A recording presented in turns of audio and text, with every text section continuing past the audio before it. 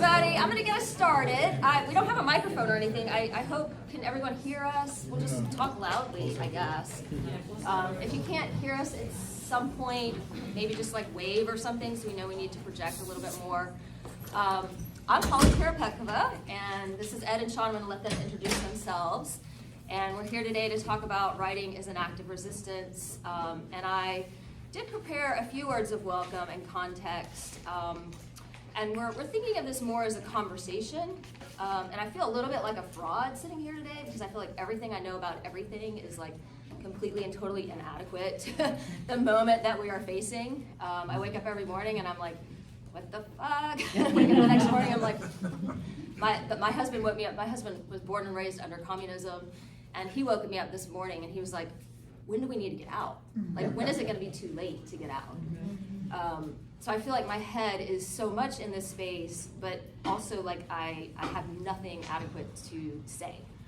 But on the other hand, none of us became activists in January 2025 or even in January 2017. And the issues that are concerning us right now that seem so and are so wildly unprecedented do have roots in the foundation of this country, right? So in some sense, maybe we could have seen this coming. I don't know. I don't feel like we could have, but not quite this bad. But you know, when we look back at the history of this country and all of the things that have been happening here for centuries, there's a reason that we're all here as activists, and that we've been activists for I've been an activist my entire adult life. And I also want to say, literature and the arts were always already pushed to the margins of our society, and I think in many ways we're probably seeing the fruits of that sidelining of the arts and humanities and education. In many ways, when you as a society, you don't nurture and protect those kinds of things, this might be a very predictable outcome when you're not taking care of what feeds your population spiritually and mentally, as well as just monetarily, right? But one of the things I have learned over my years as an activist and a poet is that the arts keep popping up, right? We're like the weeds, we artists. We refuse to go away. We refuse to be silenced, no matter how much capitalism tells us we're useless and we don't produce anything of value. We keep doing what we do. We keep being heard and insisting on being heard. And I have a lot of experience working with youth poets in the community. And one of the things that amazes me when I get out in the community and work with young writers is how much people are using writing, using poetry for themselves. Like, they're not doing the kind of poetry that they're being taught in school. And I see Jessica nodding because we work with Day 8. We work with a number of writing programs at Day 8 that bring in young people from the community. And the work that they produce is actually absolutely mind-blowing. These people are amazing, and they're just producing poetry. They're speaking their truth. They're saying what needs to be heard. And that does give me some hope. I'm going to let each of us introduce ourselves, talk a little bit about who we are and what we do and why we're here. And then I do have some questions, and I hope you all have some questions and thoughts as well. I said before, I'm Holly Karapekova. I am Poet Laureate Emerita of Arlington County.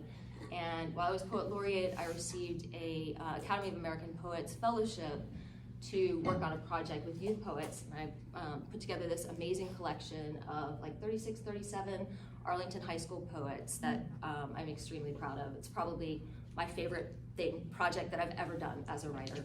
It was an amazing experience. And I'm also the author of a new book, brand new book, just out in January, called Dear Empire. And is it available for sale here? Yes, thank you, Courtney. It is available for sale. And the poem speaks back to power in all of its guises. It speaks back to white supremacy, sexism, other kinds of empire. So that's a little bit about my background and how I sort of conceive of myself as somebody who's out active, doing activism, doing resistance. Ed, you want to Sure. So my name's Ed Amar. I write under E.A. Amar. It's a very hidden pseudonym, and I write primarily crime fiction. I also do review. My last novel came out last year, and I also write reviews on a regular basis for the Post. And it's dwindling subscriber base. I actually studied under Holly, so I've known her for quite a while, and I'm excited to learn from her today. I have nothing to offer you. In fact, I'm really taking the opposite viewpoint as somebody who doesn't like marches because they're long and they're crowded and they're hot. So what can you do if you want to stay inside? But still resist? So I'll be taking questions related to that.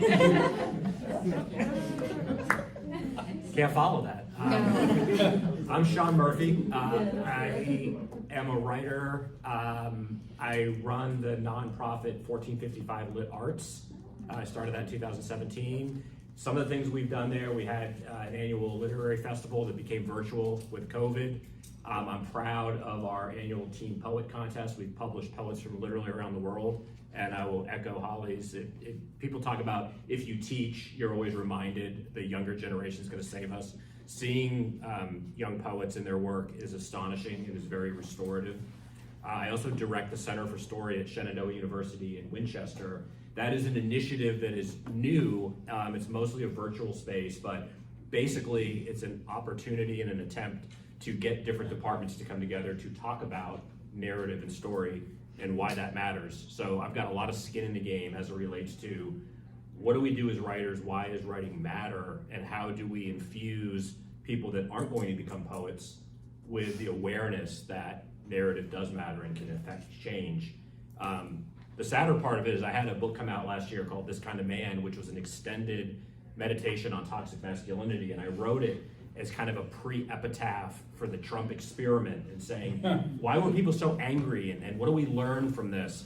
I feel like it's already both dated and more relevant in the sense that we clearly need to keep having these conversations, and we need to, I think, understand why it's real. It's a dire empathy gap that explains a lot of what's happening, and I think writers can make a difference. So I'm as concerned and distressed on a daily basis, but I am definitely still in the fight and remain very bullish that we can make a difference.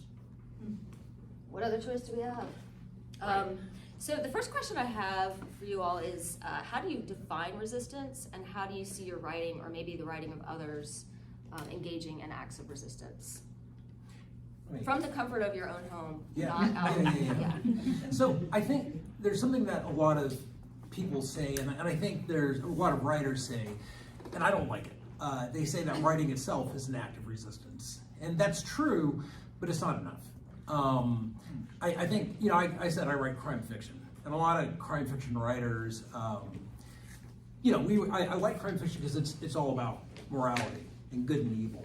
And a lot of writers would traditionally have said, let's say prior to 2016,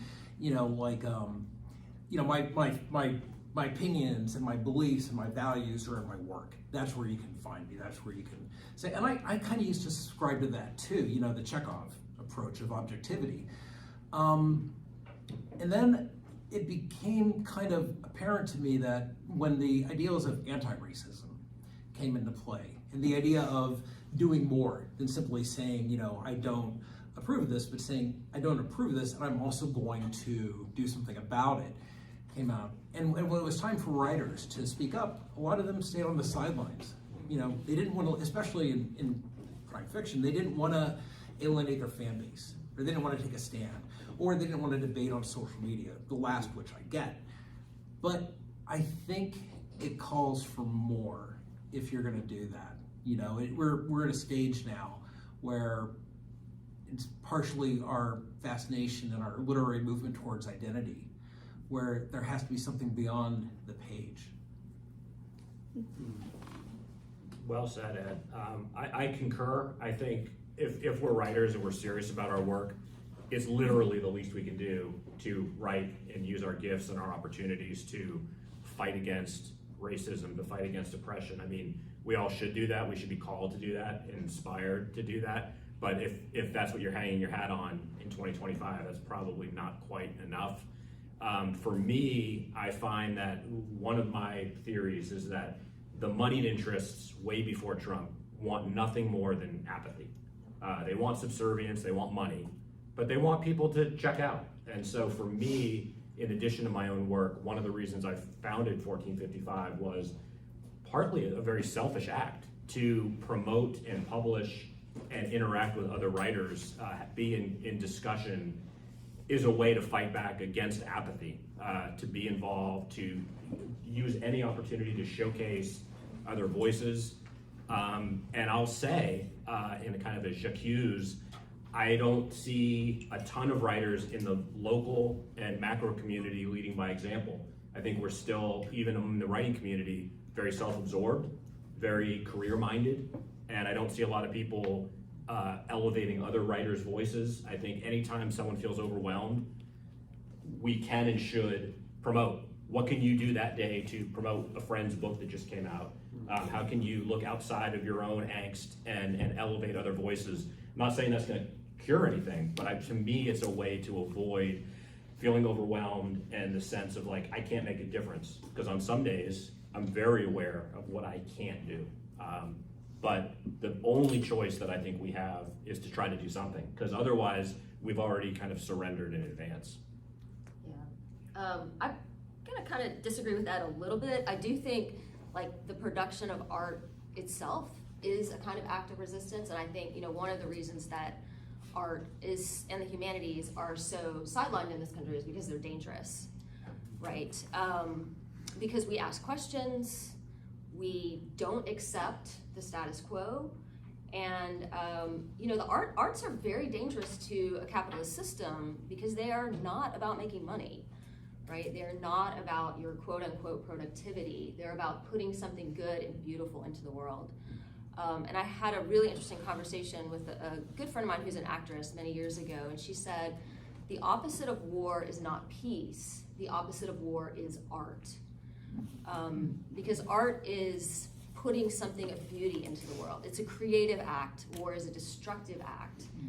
So to some extent, just being an artist in the world, insisting on keeping your voice out there, saying what you need to say, like seeing all these young poets speaking their truth, even though they're told, well, you know, poetry is this way. In school they're studying like Emily Dickinson, who I love, and you know, and they're learning how to analyze poetry, how to take it apart, and they're just rejecting all of that. They're saying, this is what I want to say, this is the truth that I need to tell. And their poems are incredibly moving, right? So that in itself, I found a kind of resistance to a system that wants to, quite frankly, right now, turn us all into bots. So anybody who is being original, who's trying to do something outside of the prescripted social media little boxes that we're all being put into nowadays, I think is resisting. And I have a really nice quote from, I was at a resistance seminar recently with Johanna Ray Bullhart. She's a social psychologist. She deals a lot with like genocide, power, oppression, and resistance. And you know, funny enough, her two areas that she is specialized in are the Holocaust and Palestine. Right, so fascinating how the oppressed becomes the oppressor. But she said something that I found really interesting. She said, any act that aims to undermine the oppressor's will and power is an act of resistance. So wherever we are, whatever we can do to chip away at the forces of power that are trying to constrain us, I think it is a powerful act of resistance. I agree with Ed and Sean both that sometimes we need to do more when we can, especially when we have privilege and we have the ability to stand up and do something about the situation. I think we do have a little bit more of a responsibility. But I do think wherever we are, whatever we are capable of, you know, if you're a high school student, maybe all you can do in the moment is write a poem. And that in itself is a little bit of a resistance, yeah. I just had a couple thoughts. I was kind of coming here almost for a strategy session. So I thought, well, there's some writers, we can talk about what to do, because Yep. something to respond to you, Holly, about, you know, the arts being sidelined. I actually see it, words actually in the arts being sort of central to this takeover kind of coup situation.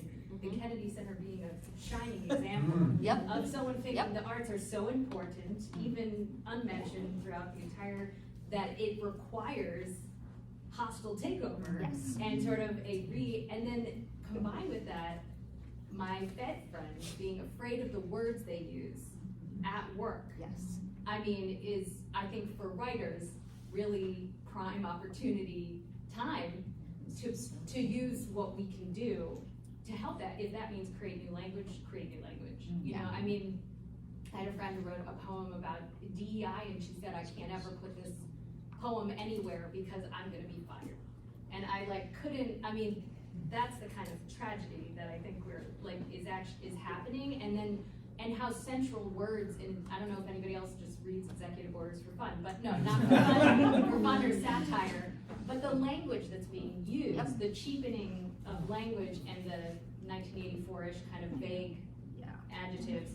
I think the thing that made me hopeful about April 5th and the protests last week in part had to do with language, the things that made me feel not alone, people's signs, even the little protests of I'm gonna take what you say and I'm gonna subvert it into a way to resist, into a way to feel like I'm not powerless, like I'm not alone. So I think those are just some of the thoughts that I had, and I just really want to take action. Absolutely. Well, I mean, I agree with everything you say, but the reason I think the arts are marginalized is because they are dangerous. Yeah. Right? I think the marginalization is intentional.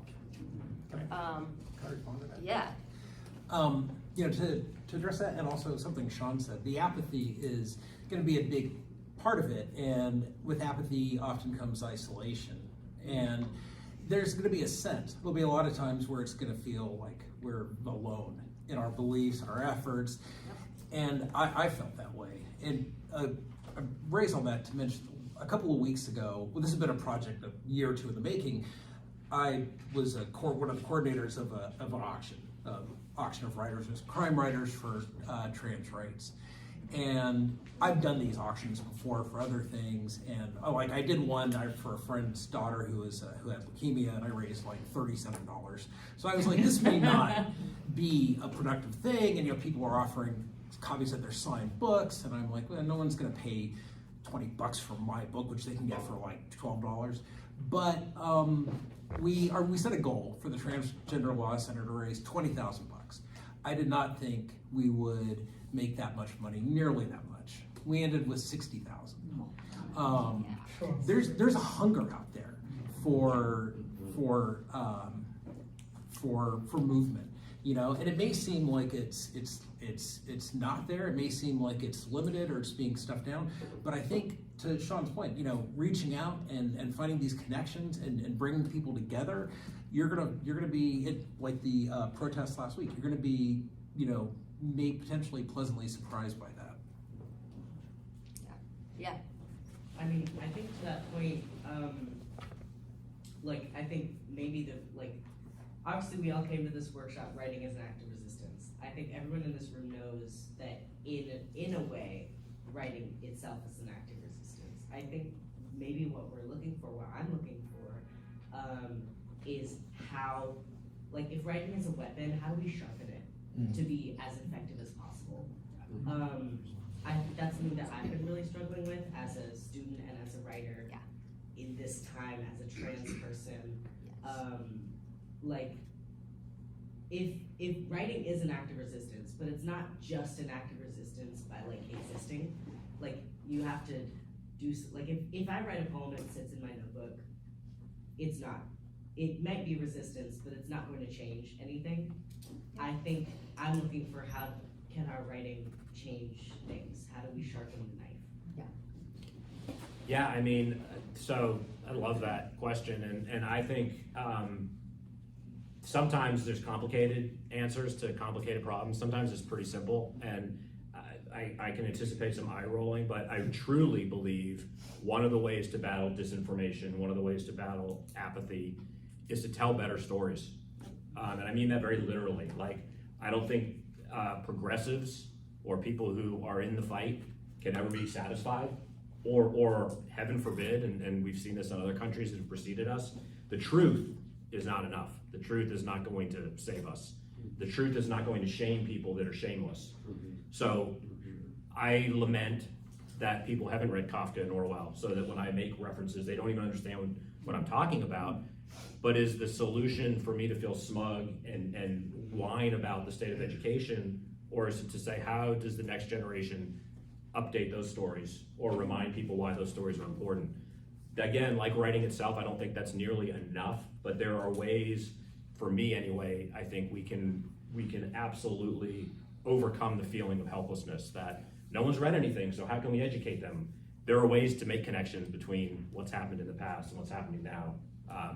So I think there are ways to sharpen the skill set and the tools, and it's combining a lot of the things we're talking about, but I think being engaged. Yeah, is and don't be afraid to confront, Yeah. like the issues that are sort of driving your, activism or things that you're concerned about. I'm going to read a poem from my book that's dealing a lot with anti-racism and anti-white supremacy. I was raised to be a racist. I was raised in Atlanta, Georgia, in the 1980s in a very white neighborhood, and I got all these white supremacist narratives at home.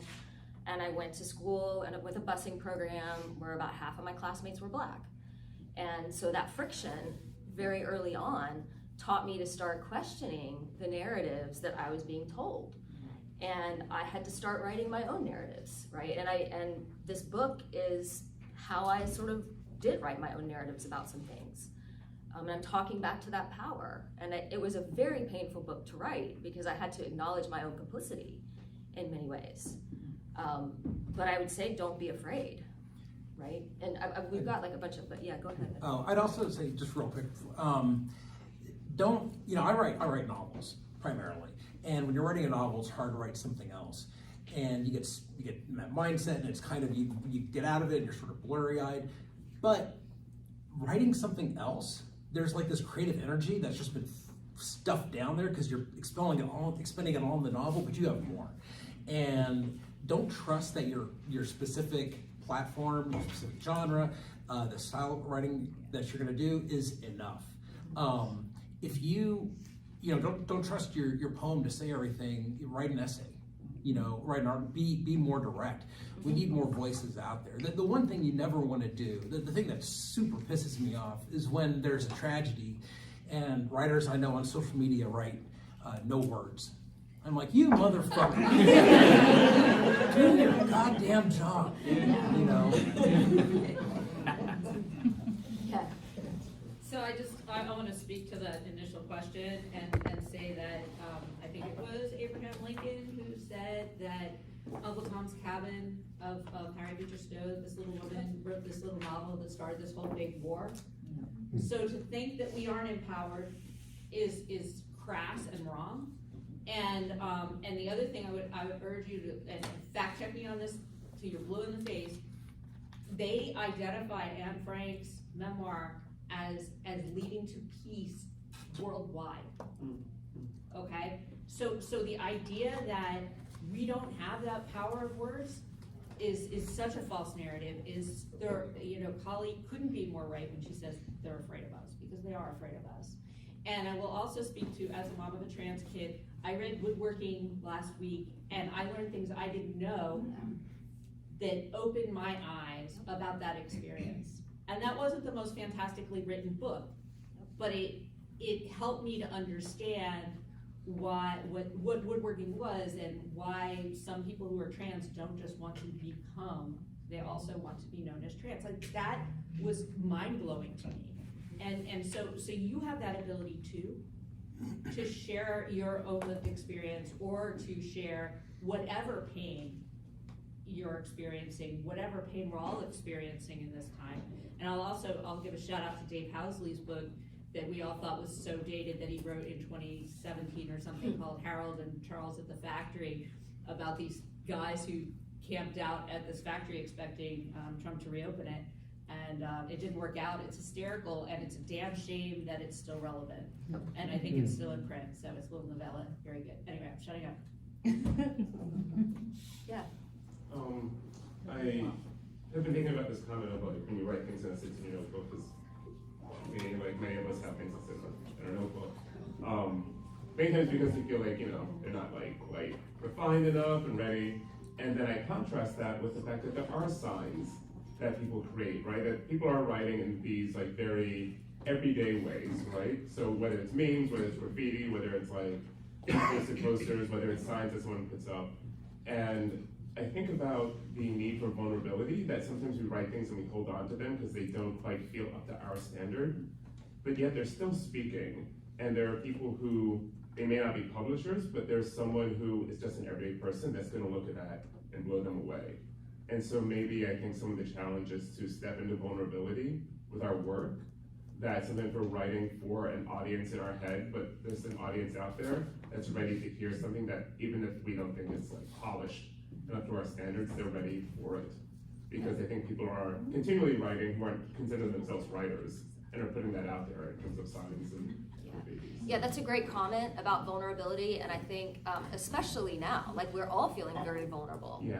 And I have a lot of friends who are like, well, I don't know if I can post that. Yeah. Or I don't know if I can say that. And I don't know if I want to go to the protest because, you know, I'm afraid. So, you know, we are all in a way going to be called on to be more vulnerable, not just with our imperfect writing, but with our, you know, speaking out. Yeah. I was going to disagree a little bit with the notion of apathy, because I spent a lot of time outside of the DC bubble with people who voted for this and are now befuddled and confused. And it's not, to me, it's not apathy, it's comfort. They're too comfortable. Americans in general, maybe your husband has seen it firsthand, right? So your husband understands it, but most Americans have not. Right. And as they come to see it, and as they come to live it and realize it, man, I work with farmers. They have lost their minds. Yeah. And they call us and say, well, is there anything we can do? And we say, I don't know, do you have a time machine? Because we told you not to do this, and you didn't. And so it's to me, it's not apathy. And like in terms of resistance, like little acts of resistance that I do for them, I host a podcast for them. The other day I referred to the Gulf of Mexico. To the Louisiana farm. Yeah, even that is an act of resistance, right? I have specifically left my pronouns in my Zoom thing at the bottom of my email. And when some of the farmers who I'm friends with, you know, jibe me about it, I say, you know, it's not for you. It's not there for you. Right. It's like the Jesus fish that wasn't there for me, that's there for you. And so like little acts of resistance until they start to really feel it and wake up.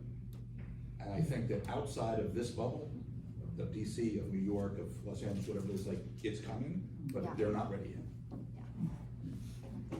To carry on from what he was saying about being outside of the DC bubble, how do we reach those people? Like, I feel like I live in Maryland, it's like blue heaven, and but I have friends who live in Texas and Louisiana, and you know, I grew up in Texas, so I do know the mindset of, you know, people they think Washington's over there, like they have no idea what the government does for them. So the question becomes, like, you have a podcast, what other ways do writers get out there and get to the right people? Talking to each other doesn't do us. Yeah, I mean, so points taken. I don't think living in DC necessarily means we're in a bubble. I think it means we're susceptible to not seeing other perspectives. I'll come back to telling better stories, and by that I don't mean poets, although I'm a poet. We need to elect better politicians. The Democrats have historically been afraid to trumpet their own accomplishments, good things that they're doing for red states, and they have allowed a narrative to exist. The Republicans care more about the military, care more about homeless veterans, care more about social services, and without Democrat assistance, a lot of these people would already be underwater. The Democrats themselves traditionally are horrible at articulating the things they do, not even the things they want to do, the things they do. Where do we, and I'll just say we as progressives, myself in the spotlight, myself, How do I try to help get better people elected that aren't going to be taking money from Wall Street, that are not afraid to speak truth to power? That's in our control. When I was speaking to students last fall, I was encouraging them to vote. Some of them said they weren't going to vote. Those are the little micro differences we can make. Why wouldn't an 18 or 20-year-old vote? Because they feel they're not being listened to. For me, that is a target on my back saying, well, then the people they look up to aren't telling them good enough stories, making them feel listened to. Injecting some of that, and that's why I use the word apathy, injecting some of that indifference or it doesn't matter. We have to make them believe it does matter. I would add to Green's point too. There's, I was having lunch a couple weeks ago with a friend of mine, the writer Carrie Callahan, who some of us may know. And she has a fairly high-level job in the State Department, and she writes historical fiction. And we were talking, and she knows so much more about what's happening and can explain it in ways that that a good writer can. That makes sense. And I was like, it's too bad you can't get this out there. She felt the same way. And I was like, why not write under a pen name? Write this stuff under a pen name. Get it out. In our little DC area right now, I think we have a lot of writers who have a very inside view of what's happening and can perhaps reach those people that we can talk to, but they can't express themselves because they need their job. Or honestly, a lot of these acts of resistance we're talking about are going to require a lot more courage than we realize right now. I think, in a few months, speaking out is going to be something markedly different than what it is right now. But that pen name idea, I think would help a lot. Although, no one's gonna credit you for your awesome writing, but still. One of the potentially good things that might come out of this is in times of crisis, people do look to writers. They do look to artists. We see this we haven't really had much of an experience with it here because our life is so comfortable, as you point out. But when you look at cultures where there's a lot of oppression, the more repression, the more creativity exists because you have to find a way to resist that is original, that's getting around the repressive system, right? So, maybe we'll have more of a voice as things get darker and darker. Maybe people will be turning to writers. This is unhappily an exciting time to be a writer. The thing that I keep thinking about as I'm listening to all these comments is that historically under fascism, it's really, really important to challenge your relationship to legitimacy and authority and legacy. So if it's existing in your notebook, that doesn't mean it's not ever going to be published. It's just not now. And your audience may not be the internet. It might be a zine that you put out and drop at the library and don't put your name on. It might be something that you are anonymously publishing elsewhere, but the importance of documentation during the moment has been, we have the prison notebooks, we've got Anne Frank's diary has been mentioned, we've got all these other historical instances where diarists and historians have been invaluable after the fact to recreate what happened, and this is a moment where those in power are doing a lot of erasure. Yep. They are rewriting history as we speak. I have this quote, I'm a college professor too, and I have this quote because we've been getting all these Dear Colleague letters, right? The Trump administration claims that too many educational institutions, this is a quote, have toxically indoctrinated students with the false premise that the United States is built upon, scare quotes, systemic and structural racism and advanced discriminatory practices and policies. So they're putting out information like that to college professors. They're scaring college professors who are, in many ways, the ones who are creating our story, who are telling the truth, who are responsible for upholding information and truth. And they're scaring the crap out of college professors and rewriting history. Yeah. I was just wondering, back to talking about speaking to farmers and people outside our bubble who are coming to the realization, they're having their oh shit moment, all over the place. How do you talk to them if we have the opportunity, either verbally or in writing, in a way that is not preaching, that makes them feel ashamed and gets their guard up so they don't listen, but yet doesn't like, so yeah, everything's great. What kind of, how do you thread that needle so that we're being productive and not just making things worse. Yeah, I'm not a carefully. good enough person for that. Carefully. Mm-hmm. Well, I I'm not a good think one of the things that I've learned, because I have a lot of family in the South, and I have a lot of friends who are Trump supporters, some of whom I'm no longer friends with, but I've had a lot of conversations, and I think like listening, Right. trying to actually hear their concerns and respond to some of their concerns is really helpful, rather than adopting a defensive posture. Because, you know, the ball has been dropped in a lot of ways in this country.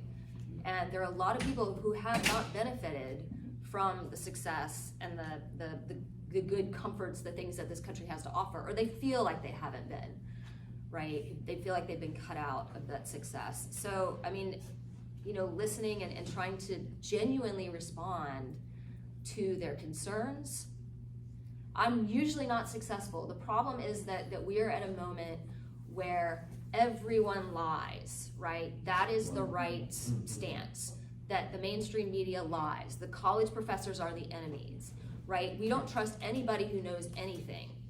We can't trust doctors to give a woman abortion in a like life and death emergency situation. We can't trust anyone with any kind of knowledge. So this is a really dangerous moment, and truth doesn't always work. But I have found that like trying to genuinely listen and hear and try to understand and respond in some ways with questions, more questions, because a lot of times people will talk themselves into a hole.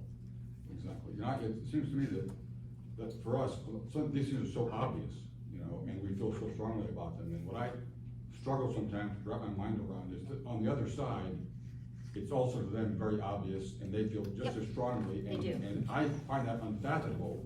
But I realize that if I really want to communicate, I've got to try to wrap my mind around how they could get to that decision. Yeah. I'll just briefly add my 2 cents is I find that what I've observed and probably participated in, although I've radically tried to address it, is the immediate putting people on the defensive and explaining to them why they're wrong or why they're ignorant. Right. What I find more effective, and it's more challenging work, is explaining to people how 99.9% of us are all on the same team, and the systems that are in place. Yes, there's racism. Yes, there's sexism, but it's a lot more than that. So I think a lot of people got in their silos over the last 10 years and said, I'm gonna fight sexism and we're gonna make the world right.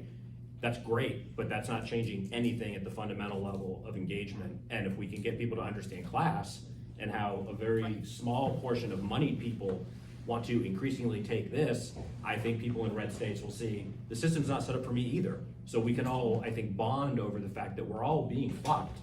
Those of us that are fortunate and have the privilege aren't gonna be the first in the line of fire. But the system is not set up to make life better for 98% of us. I think those kind of messages resonate more because it unites us and has the added benefit of being the truth. Yeah. And go ahead. You know, every one of us has had, I think, a good political conversation with somebody who shares, you know, a completely opposite view of ours at some point in our life. Usually, I think those conversations worked because they were calm, they were rational, they were informative on both sides. That still exists, I think, you know, and it's something that I'm not saying we have to get back to, but it's something that I think informs each other. You know, I don't go to social media to learn. I go to dig in my heels in, like everyone else does. It's not a place. If I do learn, I learn about stuff from my own side. I don't want to learn I don't want to learn more about the Trump voter. You know, I'm kind of over that. But that kind of, you know, that dialogue, I think is really important to have. So I try to imagine, and my family is all Trump voters. My mom, who's Panamanian, said she'd vote for Trump tomorrow if she knew he was going to deport her tomorrow. So there's no like breaking through.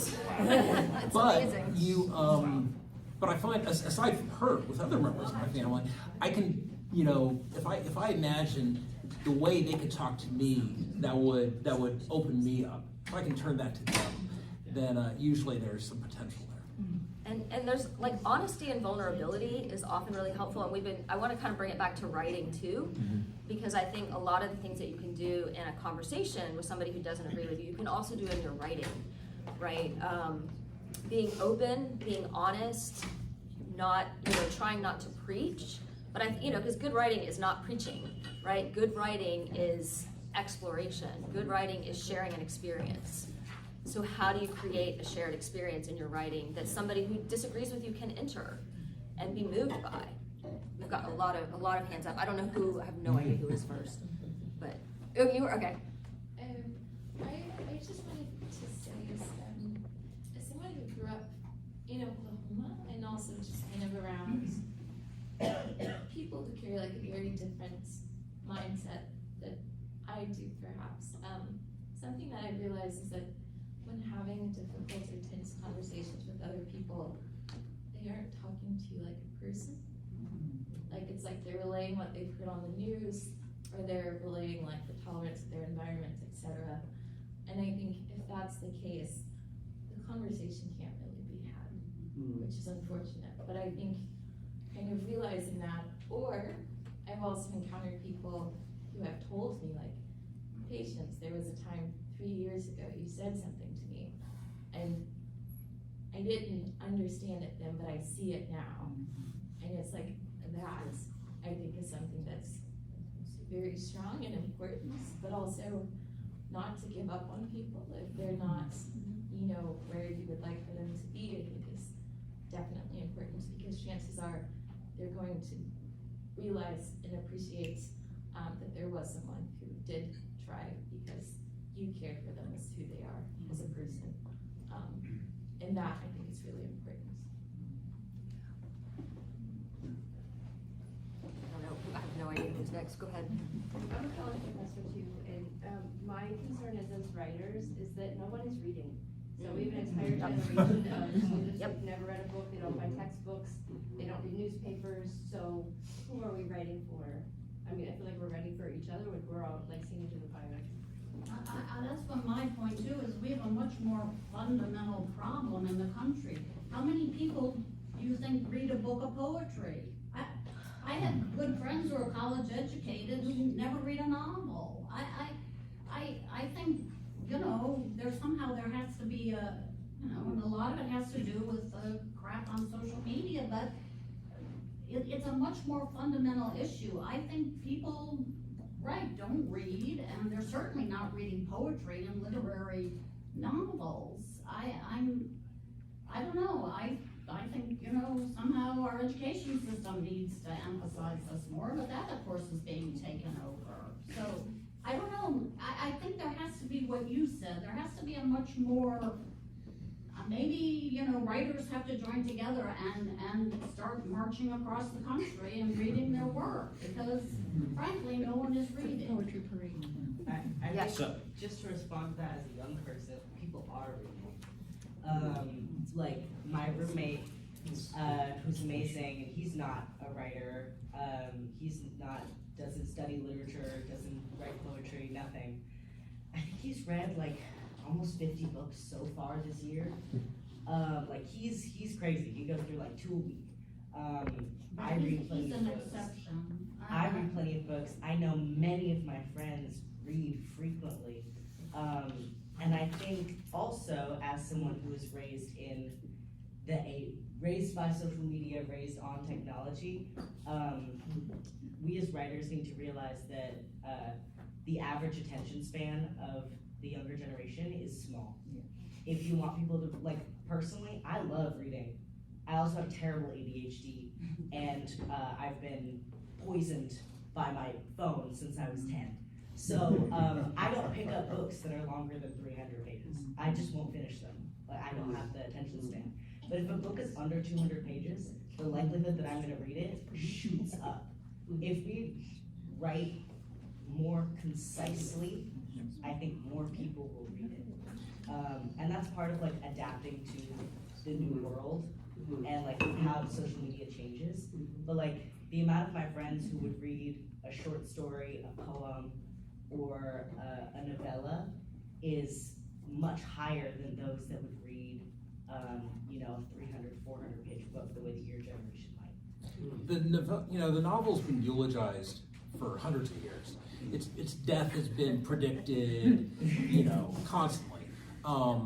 Is it going to die? Same with poetry. People have been telling me poetry is dead for ever since I can remember. Is it going to change? You know, probably. But part of this comes down to generational shifts and also changes in literature. You know, and that's something that you're going to hate. Right? Every writer of a generation has despised the following generation, and that younger generation has despised their peers and rebelled against them, and what they did, and done something remarkable. That's going to happen, and the three of us probably aren't going to be part of it. They're going to be writing against us, and that's fine. You know, our work is going to probably influence some people if we're fortunate enough, but they're gonna, you know, literature's gonna change in some form, and the writers like them are gonna follow that, and and that's where the readers will go, whether that's a novel or whether that's, you know, a different type of medium. You know, that's something that I don't like to think of, but fortunately I'll be dead. So I'll just briefly pivot off both of those comments and say that I think it requires imagination. What Ed just said, I agree wholeheartedly. The comment you made was said in a panel 20 years ago, was said 200 years ago. People that have read books lament that the younger generation doesn't read, and if only they'd read, everything would be better. It's up to us to engage the younger generation on their terms and get them excited about why they should read poetry. Yep. Giving someone a poem and saying, you gotta read this, it's not gonna work. It hasn't worked, it's never gonna work. Showing them a clip from a movie or making them listen to a song and say, this is how poetry is being done today, here's how Walt Whitman did it. Then you can start one person at a time making a difference. Maggie Smith's poem Good Bones became her career because it became a meme. So a poem can make it on social media and get in the hands of everybody and make a career for a writer. Yeah. That's not false. Yeah. I think there was over here, I think you've had your hand up for a while. First, I want to say the way that you phrased that question about, you know, if writing is a knife, how do we sharpen it? That was fantastic. I really, really appreciate it. That was a wonderful way to phrase the problem. I would just like to talk to a few things that I've been hearing from other people where you talk about how do I talk to people out of my bubble when you're talking about kids don't read and you're saying, yes, we do. I think I've really been trying to wrap my head around this ever since the election, that how could we have almost half of people who voted so completely in a different place from where we're at. And when Ed said, my mother said she would vote for him tomorrow, my immediate reaction was, what? Oh my gosh, well, let her go then. And yeah, it's your mother, right? Like, and that's, I think, what is really facing us as progressives is this realization that none of these issues can be addressed as black and white, because we are not beings that are black and white. We are complex, we are complicated, and we need to stop looking at every single issue that comes up, with very few exceptions, as an either or. And we need to start really being conscious about focusing on and. You can have somebody who is Ed's mother, who he loves and adores, who voted for Trump. What do you do with that information? You can't react just from a place of outrage and say, well, Ed's mother is canceled. It's easy to be outraged. It's easy to be furious. It's easy to be frightened. It's easy to be angry. It is really, really hard to start where someone on the other side is and be vulnerable and listen.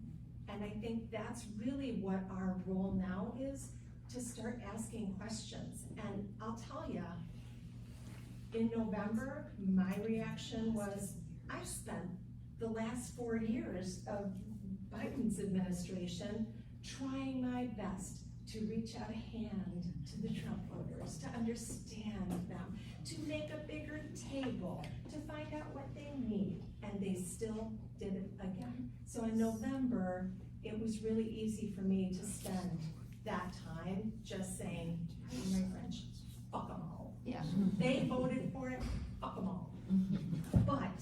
well, we're getting fucked too, so. Everybody's getting fucked, and I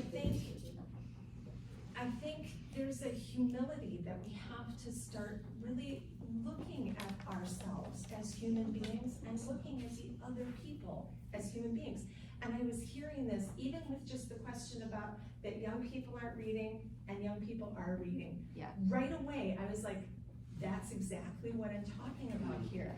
It's not that young people aren't reading.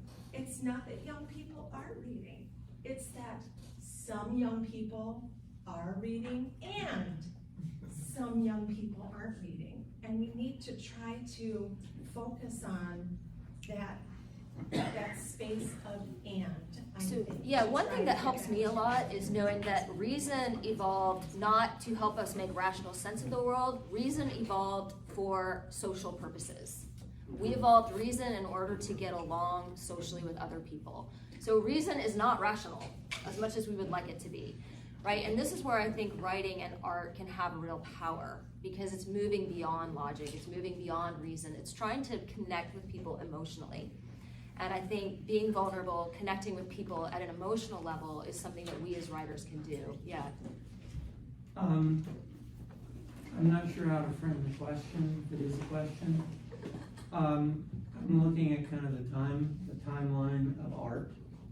I write novels. They take anywhere from a year to 5 years to write.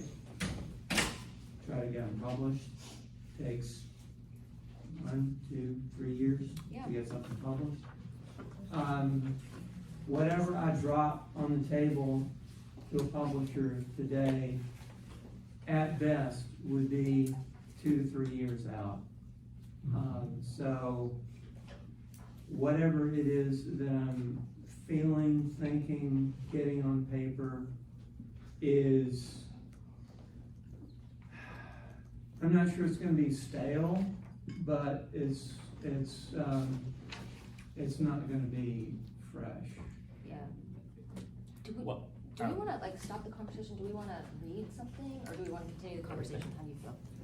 I got something to read. Got something to read. Okay, we brought just a very brief segment of our work to read, to share with you. So let's like pause the conversation and maybe we'll share what we brought as like examples of our writing that resists.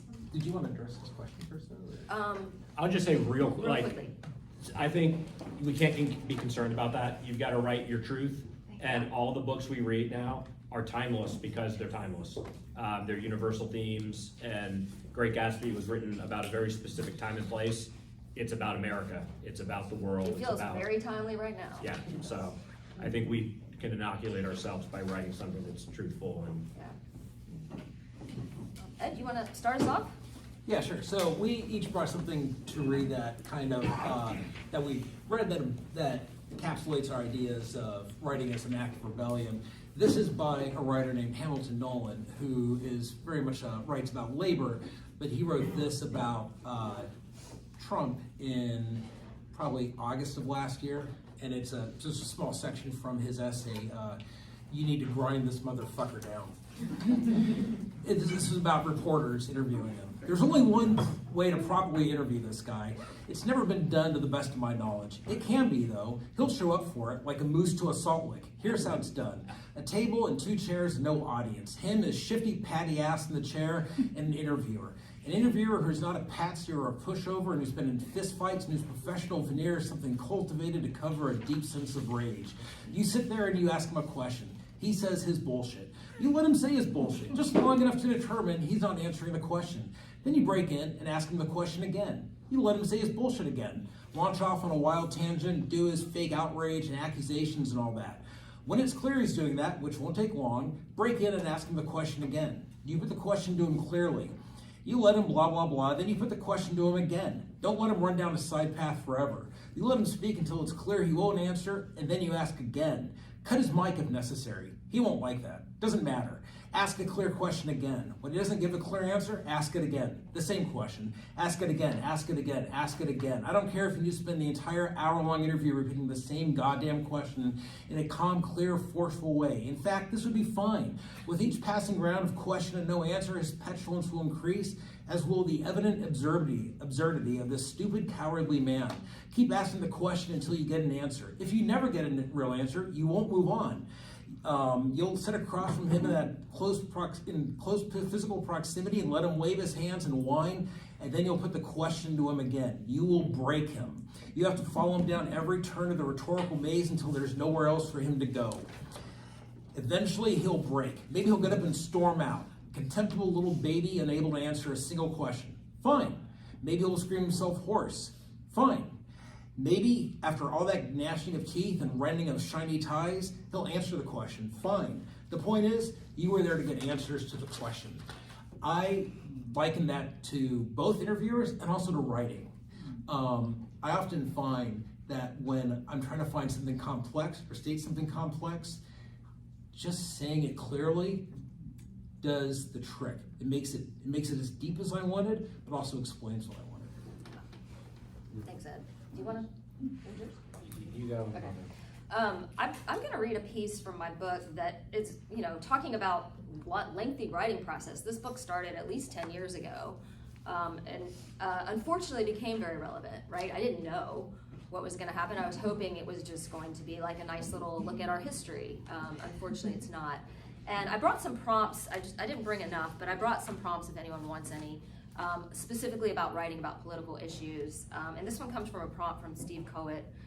He says, find a photograph or artwork that moves you deeply, something associated with a political event or movement, children in a refugee camp, bodies lying in a street in a besieged city, a photograph of someone being lynched or shot, and write a poem or passage based on it. And then there's a little bit more to the prompt, but this is based on a website called Without Sanctuary, Photographs and Postcards of Lynching in America.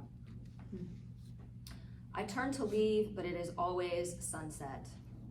The shadows stretch, each knuckle a knot, each tree a body shifting in the wind. In the postcard photograph, white faces crowd in to watch. I cannot see their features clearly enough to know I am not among them.